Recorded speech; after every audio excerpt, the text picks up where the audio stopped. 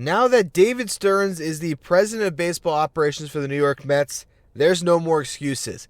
This team needs to win. I'll talk about it on today's edition of Locked On Mets. You are Locked On Mets, your daily New York Mets podcast. Part of the Locked On Podcast Network, your team every day.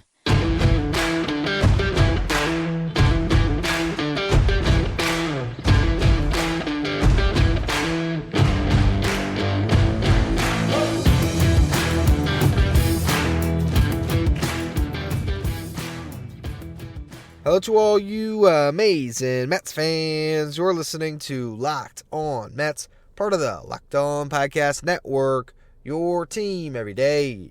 Thank you for making Locked On Mets your first listen every day. Locked On Mets is free and available on all platforms, including YouTube. And if you're watching on YouTube, we are still audio only, as I'm out of town celebrating my birthday this week. Today actually is my birthday, September 14th. So that explains why you're not seeing me on camera, though I'm going to do a show on Friday for Saturday. We're going to skip one for Friday. I'm not going to record on my actual birthday. And then, I'll do one last show to close out the week over the weekend. But regardless, getting to what we're talking about today, David Stearns is the Mets president of baseball operations. And in the first segment, I want to talk about how there's no more excuses now. The Mets have to become a winning franchise. This is where Steve Cohen is either going to live up to the hype as an owner, or this franchise is going to be a continued disappointment. We'll go through that in the second segment, talk about the baseball that was played today. Mets really had the D-backs number this year, and they put up a great game. Also, Jet Williams continues with all the top prospects in Binghamton, so I'll give a little update on that. Then for the final segment, Max Scherzer is out for the year. I want to address what happened there. Before we get to any of it, though, I'm your host, Ryan Finkelstein. If you want to find any of my work, follow me on Twitter at FinkelsteinRyan. You also find some of my writing at JaceBaseball.com, where I work as the managing editor. Today's episode is brought to you by Jace Medical. Empower yourself when you purchase a Jace case, providing you with a personal supply of 5 antibiotics that treat 50-plus infections. Get yours today at JaceMedical.com. That's JASE Medical.com. David Stearns is now the president of baseball operations for the New York Mets, bringing things full circle to the beginning of his career when he interned with the New York Mets, and Omar Minaya, then the GM, made the recommendation to the Wilpons that they hire Stearns full-time because he was this next wonderkind who could help the Mets front office for years to come. The Wilpons being the cheap, ridiculous owners that they were, they let this guy go, and he went on to become one of the best executives in the game. And with that now, though, he returns to hopefully put the Mets on a path to become a sustainable winner. And with that, the excuses are gone for Steve Cohen's Mets. And I've certainly been one to make those excuses for Cohen at every turn. The 2021 season, Mets have a collapse. Hey, this was a year where the Mets were in first place for a good portion of the season, coming off of a disastrous 2020 season. In 2019 and 2020, the Wilpons gutted the farm system. The Mets at least were competitive. It was year one. There was no real president or GM in place. It was still the holdover manager of Luis Rojas, who was brought on from being a bench coach after Carlos Beltran got wrapped up in the Astros cheating scandal. I mean, there was plenty of excuses to be made. 2022, Mets actually win 101 games. Everything works out until the end, but hey, the excuse of not making far in the playoffs was the second best regular season in franchise history and a building block for more to come. This season, disaster. Abject failure. But hey, I've still been one to make the excuses.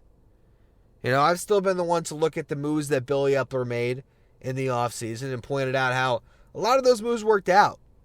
Kodai Senga, great signing. Tommy Pham, great signing. Justin Verlander, overall, the way he has pitched this year with the injury at the beginning of the year set aside, he has pitched pretty well. A lot of that now is coming with the Astros. We'll get to that more in the final segment, but still, not bad signings. Jose Quintana, if he didn't get hurt, would have been a good signing. And basically, the only reason why this whole thing fell apart is because you had Starling Marte fall off a cliff. Jeff McNeil, same boat. I mean, just a lot of guys who underperformed. It was just a weird season. I've made those excuses. Okay, but now you're at a point with the executive who is as highly touted as David Stearns, where this franchise has to start winning and can't bottom out again the way they did this year. Because guess what? In the Steve Cohen era, they've now had 3 years. They've had 3 years to catch up and dig themselves out of the hole that the Wilpons put this franchise in. And it was a deep hole. Okay, a technology throughout the minor league system that was in the Stone Ages that Steve Cohen has had to get up to speed. So that's 3 years of trying to invest in that, trying to build a pitching lab. And guess what? David Stearns is a guy, and John Harper wrote a good article about this for SNY, talking about his experience with pitching labs, coming from Houston, where they've had obviously one of the best ones out there, bringing some of that to Milwaukee and helping turn guys who weren't necessarily highly touted, like Corbin Burns and Brendan Woodruff and Freddie Peralta, into really good starting pitchers.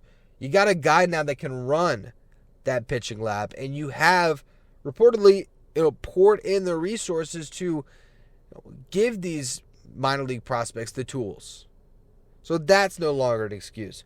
Most of the Alderson Wilpon holdover regime from that front office was let go. A lot of them just recently, as they cleared the deck for David Stearns to bring in the baseball minds that you would want, or that he would want, to have a new foundation of a front office.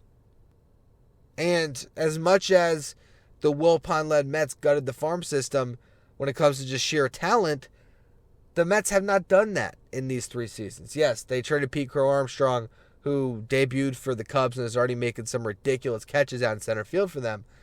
But outside of that, there hasn't been a consensus top prospect that was dealt. Now, they've had other prospects dealt that have blown up in their face, like Endy Rodriguez for the Pirates, who was in the Joey Lucchesi deal. Lucchesi, ironically enough, had a gem of a game tonight.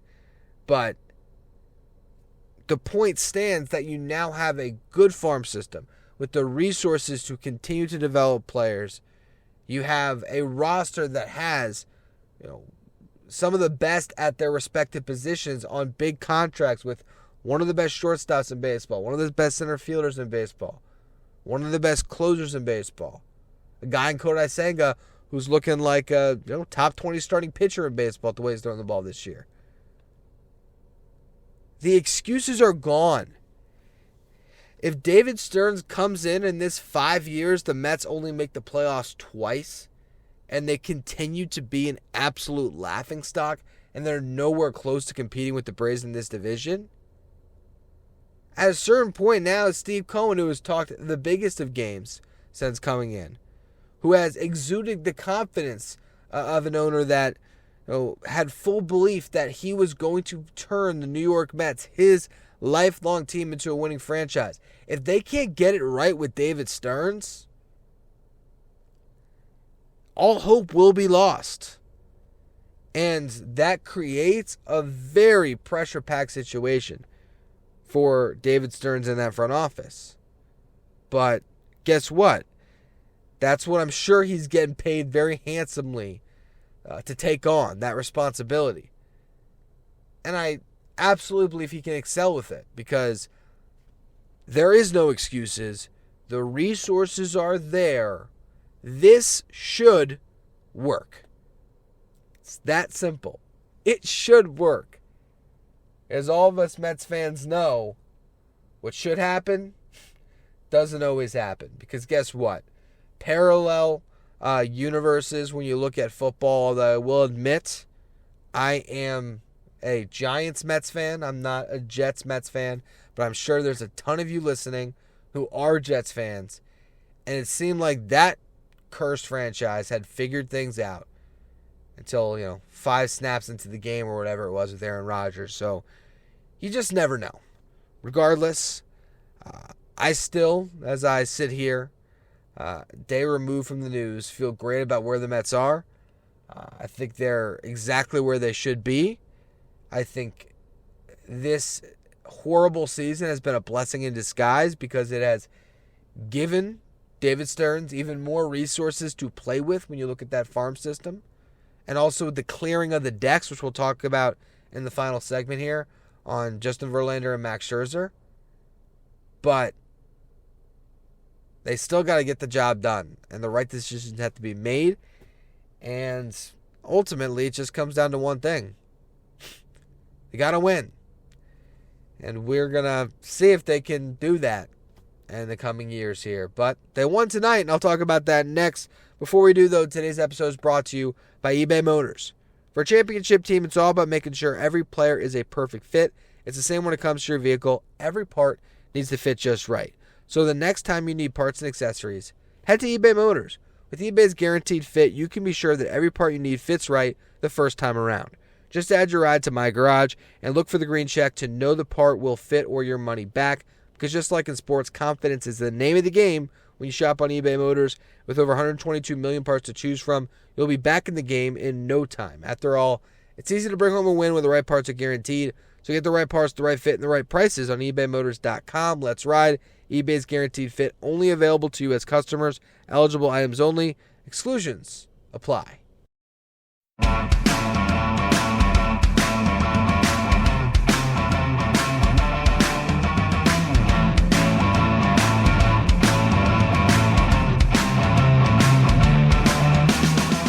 The New York Mets cap off their series with the Arizona Diamondbacks today. Catch every pitch of the Mets' hometown broadcast with SiriusXM on the SXM app. Just search Mets. Well, the New York Mets seem to have the Arizona Diamondbacks number. They swept them in that 4-game series before the All-Star break, and now they're in line to potentially win this one, winning the last 2 games here with Jose Butto and Joey Lucchesi on the mound. It has been a pretty crazy series. The Mets might actually be a fun spoiler after all. I know I had the first show of the week, second show of the week, discussing how this was the week for the Mets to lose games. And, of course, as soon as I say that, they reel off a couple of victories. I mean, that was just announcer jinx or podcaster jinx 101 for that to happen. But, hey, if they're going on a little bit of a run here and they can close the season strong, as much as I've spent a lot of time discussing the draft pick implications here, it's still good to see the Mets play good baseball. It is. And they put up a lot of runs in the first inning. Francisco Lindor doubled. It was driven in by Pete Alonso, a 3 RBI day for Pete. He drove in 2 in the 5th. Brett Beatty and Francisco Lindor with an RBI double. Jeff McNeil scored in the 4th inning on a double by Rafael Ortega. And then Mark Vientos, who's starting to swing the bat a little bit better, he crushed a home run. It was in the 6th inning, a 2-run shot. And the Mets were able to pile on 7 runs against the Diamondbacks and hold them off the board for the most part. Joey Lucchesi was brilliant. I mean, this guy has a 2.83 ERA in 7 starts with the Mets this season. It's kind of nuts. He's been relegated to spot start duty. There has been an injury and such, but man, he's been effective. Okay, he's another guy. In yesterday's show, I spoke about Jose Butto, and I say he's pitching himself onto the 40-man roster, or to stay on the 40-man roster. And I feel the same thing about Joe Lucchesi. I mean, here's a guy that you still actually have for another year. If you want him, you have 1 more year of arbitration on him. He's now clear of Tommy John, and he's throwing the ball well. And I don't know. I mean, maybe the Mets have something here. Not a guy that's going to be a long-term fixture, but could Joe Lucchesi be a 5-starter next year, continue to be a swingman? I don't think there's a reason to cut him. He's looked good. I mean, he didn't strike out the world tonight. Only struck out 2 batters, who walked 3, gave up 5 hits, but he put up 7 zeros and went back out for the 8th inning. Granted, he didn't get through it, ends up giving up an unearned run because Francisco Lindor made an error, but overall, it's been some pretty solid stuff from Lucchesi. So it's funny that so much time has been spent on the future of David Peterson and Tyler McGill with this Mets team.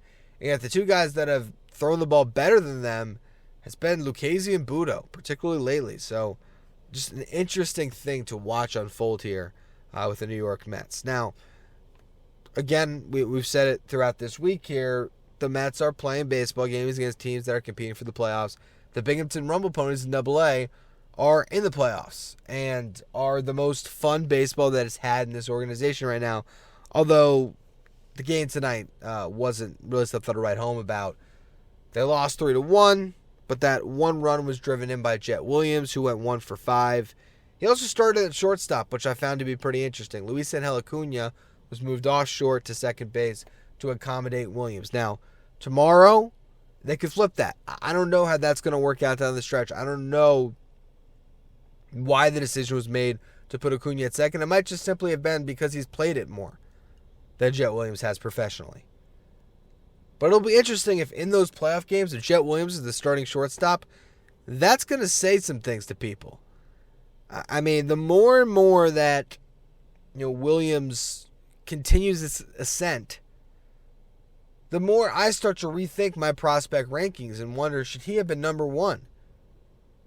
Should Luis Angel Acuna have actually been number 3 instead of number 1? Should I flip those two guys? If I was to make the list right now, again, a couple weeks removed from it, I'd probably just keep it as is. But going into next season, don't be surprised if I actually do make that switch. And it is Jet Williams that's the number 1 prospect in this organization. And I said it before, I'll say it again. I'm not mad at anybody who holds that belief right now. That's how special this kid could be.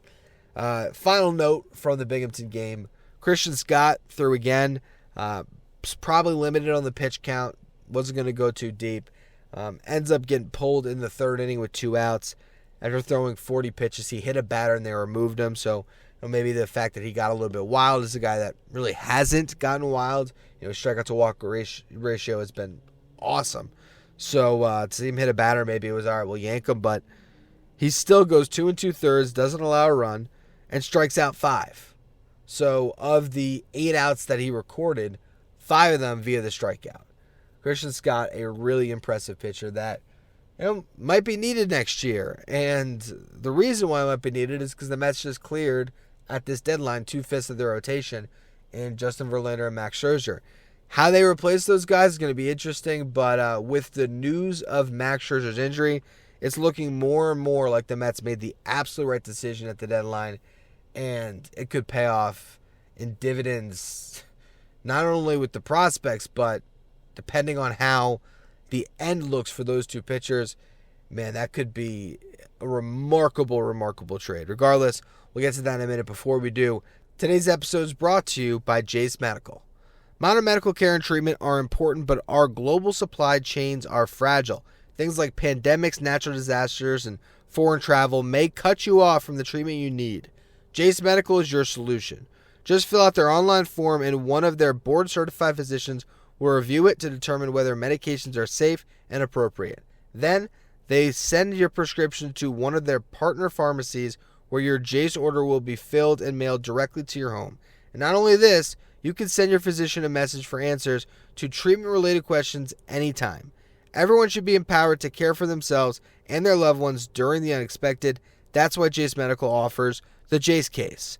Save more than $360 by getting these life-saving antibiotics with Jase Medical, plus an additional $20 off by using my code LOCKEDON at checkout on jasemedical.com.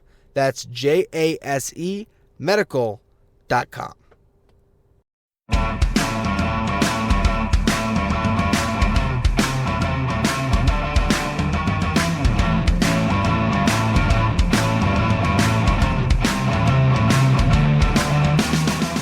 The New York Mets wrap up their series against the Arizona Diamondbacks today. Catch every pitch of the Mets hometown broadcast with SiriusXM on the SXM app. Just search Mets.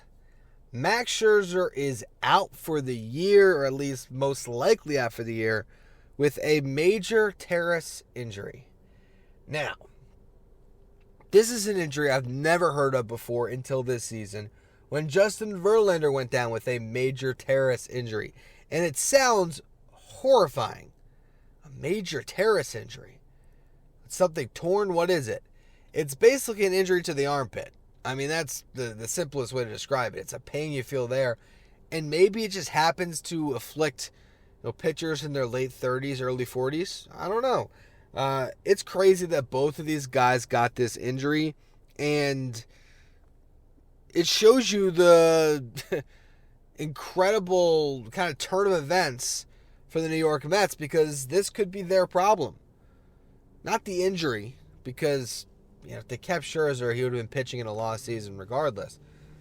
But the breakdown of these pitchers, not to say that they're definitely going to struggle next year as well or deal with injuries, but there was incredible risk when the New York Mets decided that we're going to build their team around dudes who are basically 40 when it comes to Scherzer, actually 40 when it comes to Verlander, who are going to get paid, twice the rate of a good starting pitcher in baseball. You can find a really good starting pitcher for $20 million. Instead of getting 4 of those guys, you're going to invest all of it on 2 pitchers who are obviously going to be first ballot Hall of Famers, but are expected to continue to pitch at a Cy Young level at that dollar amount. And it was never realistic. It really wasn't. And now here's Max Scherzer going down after his 8th start with the Rangers. Now, overall, his numbers were good, 3.20 ERA. I saw some people crushing the Rangers, making desperate moves and everything else, and, what a horribly run franchise for what they've done. Look, yes, they signed a guy in Jacob deGrom that had major injury questions. Yes, they traded for Max Scherzer and gave up a really significant prospect to do it, knowing that best case scenario they had him for a year and a half. This is a team that was going for it. And you have to respect the teams that are in that position. And you have to understand that those teams are the ones that might sign some bad contracts and might make some trades that don't look great in a couple of years. But right here, right now, you got to do what you can to get that level of a talent. And if Max Scherzer had stayed healthy and was pitching for them in a playoff series and won a game, it'd all be worth it. But guess what? He's not. And that's where the Mets come out looking like bandits, because guess what? They grabbed the prospect and they got off of all the problems, all the issues, all the concerns. Yes, 2024 is probably not the Mets' year. It might be a year more of development, a year of knowing what you have in the farm system, giving guys opportunities. That could be the ultimate goal here. Or the Mets could even move, a piece here or there to trade for a starter or sign some starting pitching in free agency and actually look like a contender again come next season. You really don't know. But at this moment now, what the Mets could have been looking at is those 2 guys a year older coming off a sunk season where they'd be winding down on those contracts and their value would be diminishing with every start, most likely, as they got closer and closer to the end and less control for a team that acquired those pitchers. The Mets got out at the perfect time. They cleared over $40 million on their books next year. And they added 3 significant prospects that all slotted into the top 10 and most into the top half of the top 10. I certainly don't hope to make it seem like I'm reveling in Max Scherzer's injury, because I'm not. I honestly wish it would have worked out for the Rangers for being that aggressive win-now team. But what I will say is you now look at the results, how these guys have pitched, the fact that Scherzer's going down with an injury, where the Mets are as a team, and they got to be feeling pretty damn good about the decisions they made and the direction they went at the trade deadline. Regardless, that's going to be all for today's edition of Locked On Mets, and I do want to close the show on a personal note because it is my birthday, and I was reflecting a little bit last night on where this show has gone since I turned 25, because I remember that year, it was 2020. I turned 25 years old. I'm born in 95, so a rough time to have your 25th birthday. I was previously writing about basketball and football primarily. That was my job, and I had lost that job during COVID, and I was sitting at a point where I was about to start delivering pizza again and just didn't know where my life was going. And for all of you that were listening to me then, that still listen to me now as the show has grown, as it's now got its YouTube channel that has success, and I've been able to grow within the Locked On Podcast Network, which I cannot thank enough for the amazing opportunities they provided me with. But to now look back on it from where I was at 25, a single guy doing a show during COVID 5 times a week because I had really nothing else to do, to now still doing that show 5 times a week, but also, having a career that I love on the writing side with just baseball and, all the opportunities that have been presented to me. I'm just very grateful. And I'm grateful to all of you who make it possible, because if there was no listener, there would be no show.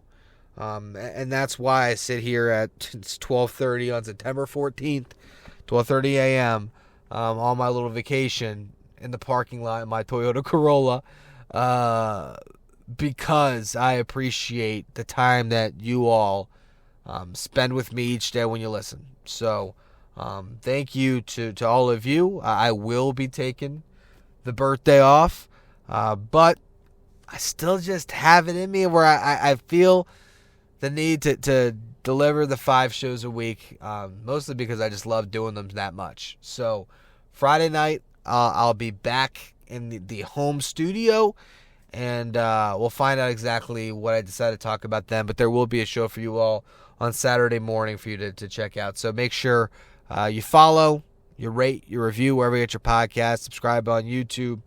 If you want to follow me on Twitter, you could do so at Finkelstein Ryan. Follow the show at Locked On Mets. Thank you for making Locked On Mets your first listen every day. If you want to catch every pitch in the Mets' hometown broadcast against the Diamondbacks, you can do so with SiriusXM on the SXM app. Just search Mets.